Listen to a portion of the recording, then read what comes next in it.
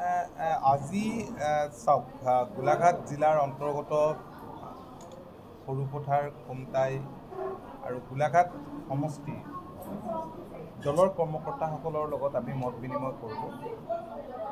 বিধানসভা সমষ্টিকেইটাৰ সভাপতি সম্পাদক আৰু বিভিন্ন দায়িত্বত থকা কৰ্মকৰ্তাসকল উপস্থিত আছিল। আমি দলৰ সাংগঠনিক স্তৰবোৰ মজবুত কৰিবৰ কাৰণে কাম কৰিবলৈ আমি কিছুমান নিৰ্দেশনা দিছোঁ।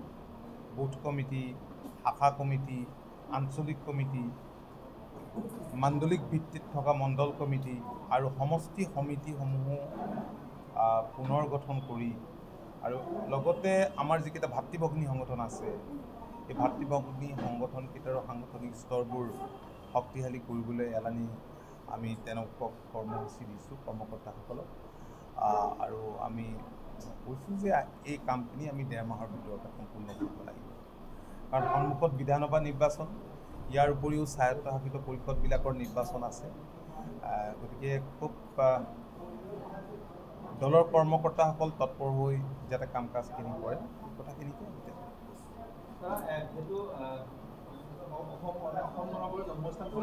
হয়। গোলাঘাটকে ধৰি বা সমগ্ৰ অসমত এইবাৰ অসম গণ পৰিষদ দলে কেইটা সমষ্টিত প্ৰতিযোগিতা কৰিব? চাওক, মই থাকোঁ আপোনালোকৰ যিবিলাক সংবাদ মাধ্যমৰ বন্ধু, এই বন্ধুসকলৰ বিভিন্ন ঠাইত এই প্ৰশ্নৰ সন্মুখীন হৈছোঁ। সময় যিহেতু একেবাৰে মানে কমি যোৱা নাই, সময় এতিয়াও নিৰ্বাচনৰ বিধানসভা নিৰ্বাচনৰ দিন আছে। গতিকে জিকাৰ সম্ভাৱনীয়তাৰ ওপৰত গোটেই কথাখিনি নিৰ্ভৰ কৰিব। পূৰ্বতকৈ সমষ্টিত মানে চাওক, আজিৰ দিনটোত মই সমষ্টি সম্পৰ্কত নকওঁ, কোন সমষ্টি বা প্ৰতিদ্বন্দ্বী সমষ্টিবিলাক ঠিক কৰি ল'লেহে বাঢ়িবনে বা ক'ত বাঢ়িব এই কথাখিনি মই ক'ব পাৰিম। গতিকে আজিৰ দিনটো সমষ্টিৰ কথা মই নকওঁ, কিন্তু ৰাজ্যখনৰ প্ৰায়বিলাক জিলাতেই, কাৰণ আপোনালোকে জানে যে আমাৰ সংগঠন আছে, কাৰণ অসম গণ পৰিষদ দল দুবাৰকৈ চৰকাৰ গঠন কৰা দল আৰু ক্ষমতাত থকাৰ কাৰণে ৰাজ্যখনৰ বিভিন্ন প্ৰান্তত দলৰ শিপাডাল আছে। দলৰ কৰ্মকৰ্তাসকলে সুপৰিকল্পিতভাৱে কাম কৰিলেই, সক্ৰিয় হ'লেই নিশ্চিতভাৱে দলটো অনাগত দিনত শক্তিশালী হ'ব আৰু যিকোনো নিৰ্বাচনৰ মুখামুখি হ'লে জয়ৰ মুখ দেখিবলৈ সক্ষম হ'ব। আৰু দলৰ কৰ্মকৰ্তাসকলৰ মাজত এটা মই জাগৰণ দেখিছোঁ, সমগ্ৰ অসমতে দলৰ কৰ্মীসকল জাগৃত হৈছে। সঠিক বাটেৰে তেওঁলোকে যদি আগবাঢ়ি যায়, দলটোৰ কাম কাজবিলাক ঠিকমতে যদি কৰে, মই ভাবোঁ যে খুবেই ভাল হ'ব। ৯৬ সমষ্টিত গোলাঘাট সমষ্টিৰ বিধায়ক আছিল আপুনি, পুনৰ 2026ত ৰাইজে দেখা হ'ব গোলাঘাট?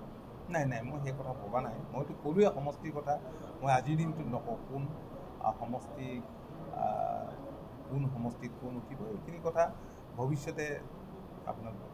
আৰু এটা কথা, বিধায়ক ছিদ্দিক আহমেদে কৈছে যে বিধানসভা নিৰ্বাচনৰ 2 মাহৰ পূৰ্বে তেওঁ অৱসৰ যোগদান কৰিব। আজি যিটো সংবাদ মাধ্যমত কৈছে, এই বিষয়ত আপোনাৰ লগত আলোচনা হ'ল নেকি? বিধায়ক ছিদ্দিক আহমেদ আহিছে মাজে মাজে, আমাৰ সৈতে কথা বতৰা হৈছে। আৰু কোনোবা আছে, কেইবাগৰাকীও আছে, আজি আৰু নামটো নকওঁ। প্ৰথমতে নিজৰ কংগ্ৰেছৰ পৰা আহিব, তেওঁতো কংগ্ৰেছতে আছে। ছিদ্দিক আহমেদ তেওঁৰ কথা বতৰা হৈছে, তেওঁ নিজে ইচ্ছা প্ৰকাশ কৰিছে, তেওঁৰ ইচ্ছাটো আমাৰ আগত অৱগত কৰিছে। আমি দলে দুৱাৰ সকলোৰে কাৰণে খোলা ৰাখিছে। চাওক, ইমানখিনি কথা মই সংবাদ মাধ্যমৰ আগত নকওঁ, কিন্তু মই কৈছোঁ যে কথা বতৰা হৈছে। উচ্ছেদ সম্পৰ্কত কি ক'ব? উচ্ছেদৰ প্ৰতি পূৰ্ণ সমৰ্থন আছে। কাৰণ যিখিনি হৈছে এইখিনি আইনী ব্যৱস্থাৰে হৈছে।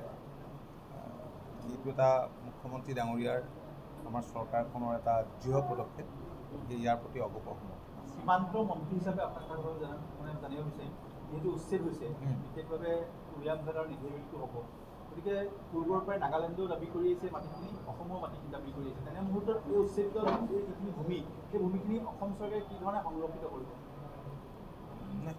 চাওক, সেইখিনিতো সদায় অসমে সদায় নিজৰ ভূমি, নিজৰ মাটি বুলি কৈ আহিছে। গতিকে এইখিনি ৰক্ষণাবেক্ষণ দিবৰ কাৰণে চৰকাৰে ফৰেষ্ট লেণ্ড হয় আৰু ফৰেষ্টেই তাত উচ্ছেদ কৰিছে। নিশ্চিতভাৱে চৰকাৰে ভাল ব্যৱস্থা গ্ৰহণ কৰিব। সেইখিনি যাতে আনৰ দখললৈ যাতে নাযায়।